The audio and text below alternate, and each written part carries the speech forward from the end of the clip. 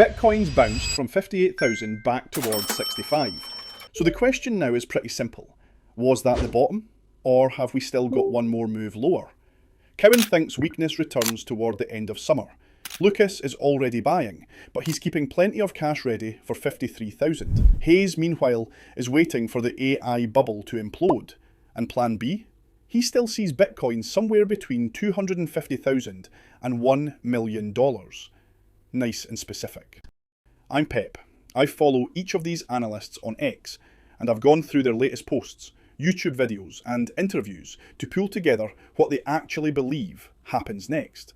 These aren't only crypto commentators.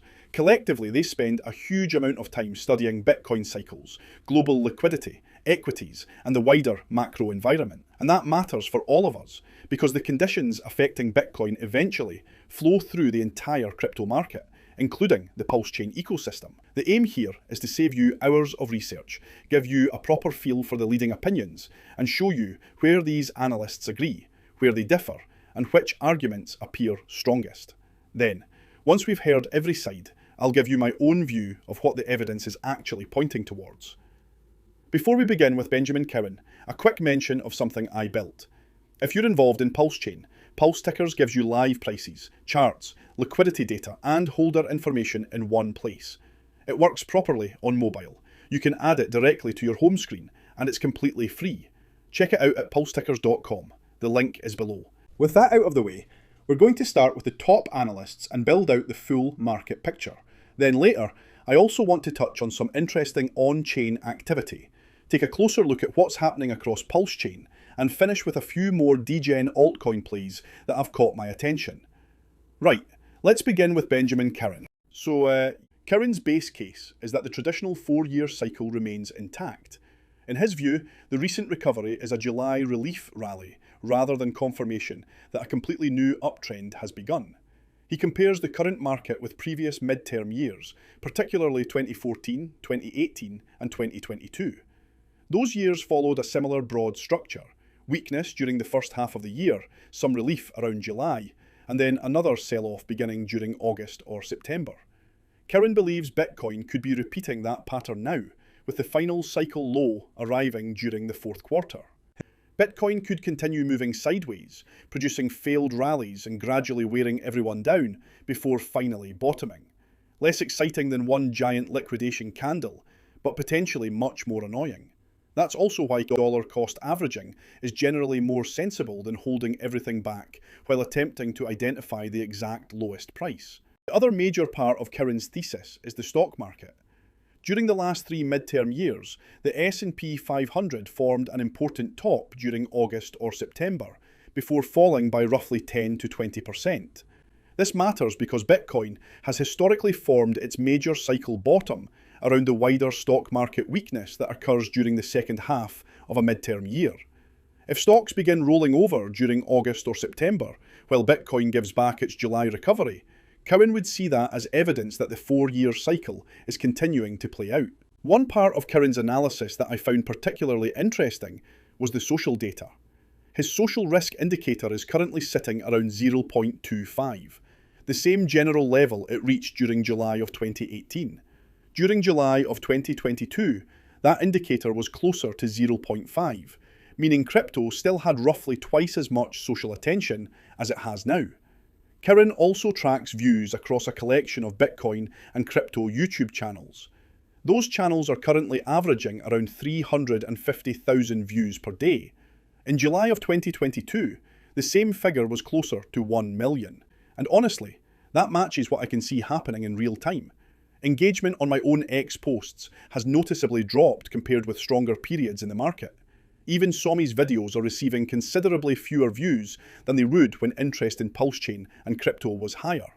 That doesn't tell us the exact price of the bottom, but it confirms that a large amount of public attention has already left the market. Bob Loukas arrives at a similar short-term conclusion to Cowen, but his approach is much more specific. Loukas gives roughly a 25% probability that the area around 58 to 60,000 was the final price bottom.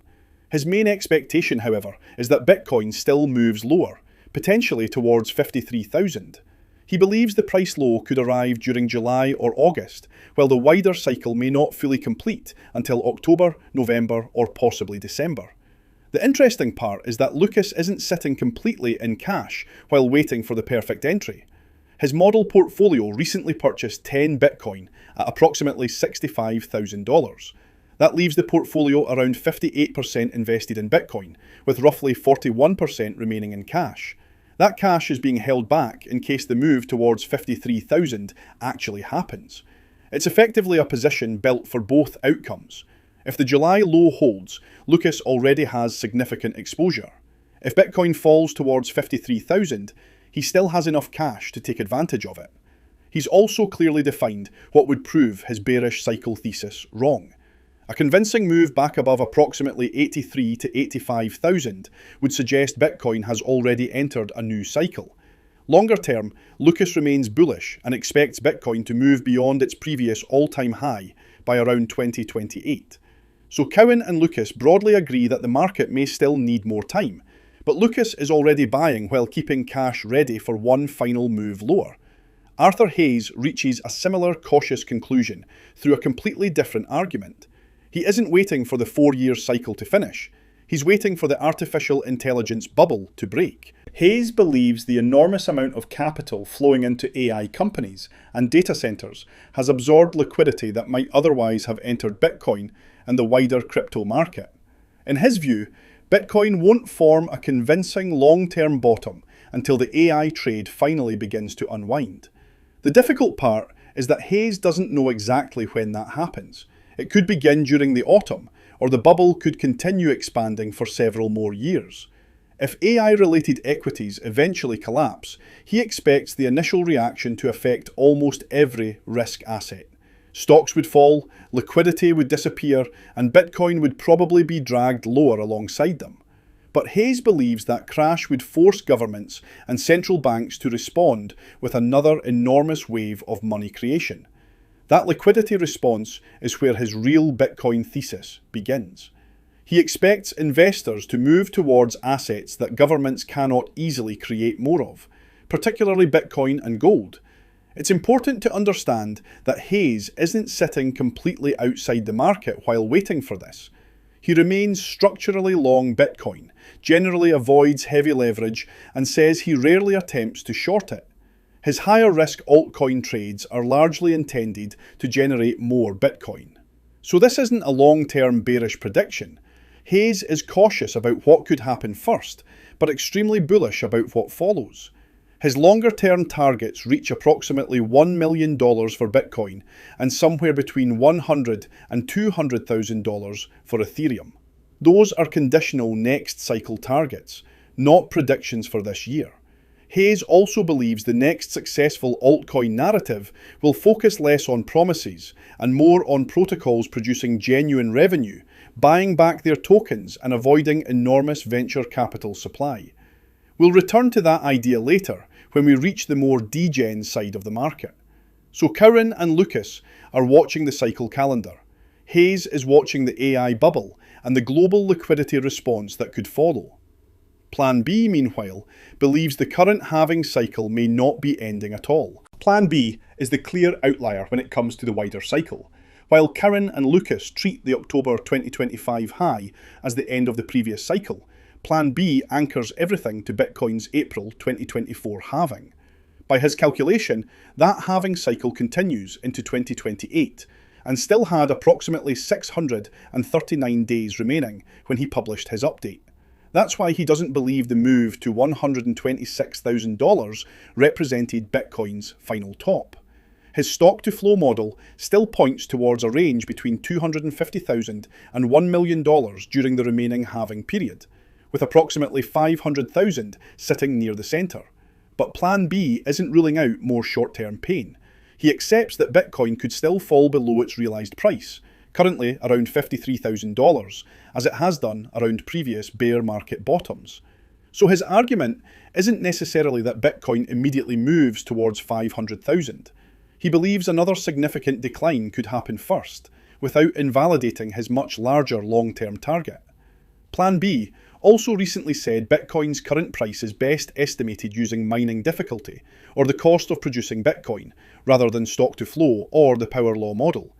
One interpretation is that he uses different models for different timeframes, mining difficulty for the current valuation and stock to flow for the wider halving cycle. The obvious criticism is that moving between models can make it difficult to determine exactly what would prove the overall thesis wrong. PlanB also asked his followers whether July's $58,000 low was the bottom.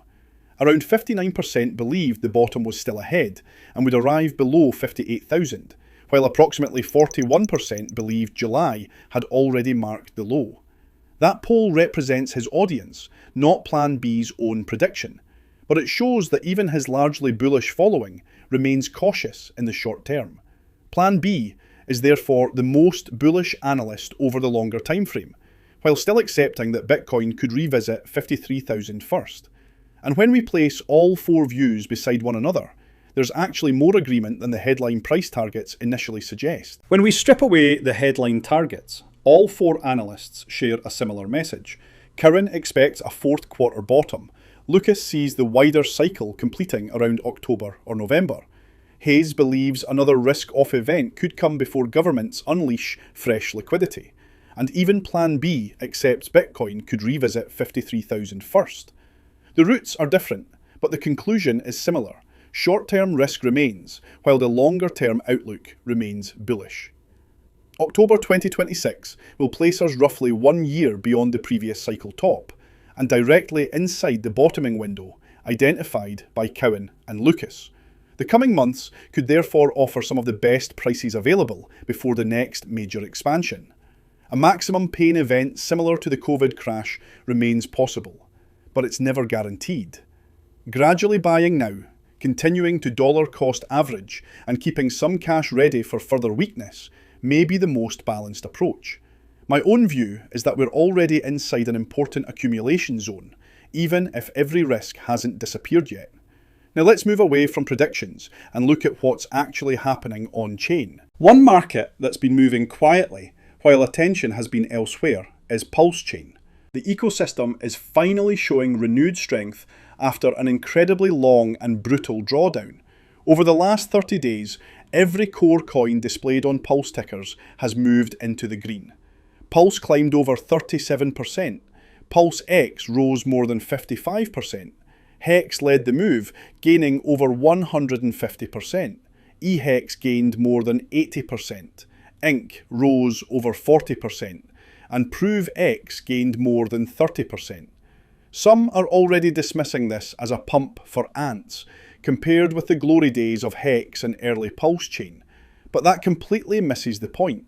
A move of more than 37% in 30 days is not small by any normal standard. More importantly, the significance goes far beyond the size of one candle. Pulse is currently on course to close its first green monthly candle after 11 consecutive red months. July still has one full day left to close, but if the move holds, it would end nearly a year of uninterrupted red monthly closes and mark a genuine shift in momentum. HEX has firmly taken the limelight and has now completed its first full double from the bottom and is already closing in on its second. During the 2021 bull market, HEX famously completed 13 doubles. That history does not have to repeat, but it demonstrates how quickly the mathematics can become significant once a market genuinely turns. Another thing worth considering is just how quickly this move has happened. HEX has more than tripled in only 50 days. 50 days ago, sentiment was bleak, with major FUD spreading throughout the community. At the centre of it was the fear that a HEX whale known as Conrad Zen would continue selling his enormous holdings and drive the price towards zero.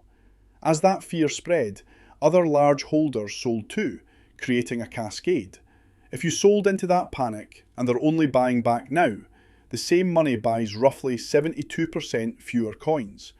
10 million HEX becomes less than 2.8 million. That demonstrates just how quickly positioning can be punished once sentiment turns. There is still a long way to go. HEX remains far below its previous highs, and one strong rally does not erase every risk. but moving from predictions of near zero to a price that has more than tripled in 50 days shows just how quickly the entire narrative can reverse. HEX has led this recovery, while Pulse has taken a much slower route. With the HEX-to-Pulse ratio having moved so sharply, we could now see some traders rotate a portion of their HEX profits into Pulse. Even after these recent gains, both assets remain heavily compressed. Pulse in particular is still extraordinarily compressed against Ethereum. If Ethereum reached $5,000 and Pulse recovered its previous launch high ratio against ETH, that would place Pulse about 190x from where we are today.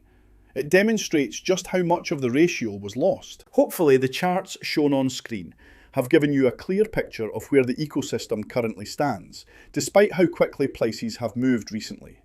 But price is only one part of the story. There has also been significant activity from wallets that many within the community associate with the origin address. Notably, this activity began shortly before the current rally. On the 14th of July, the first major Pulse transfers appeared. On the 16th, millions of dollars in Ethereum were sent to Kraken from wallets believed to be connected. Then, on the 21st, hundreds of billions more Pulse moved. The timing is certainly interesting to say the least. Some have connected the activity to developing United States market structure legislation. However, no one is sure for certain.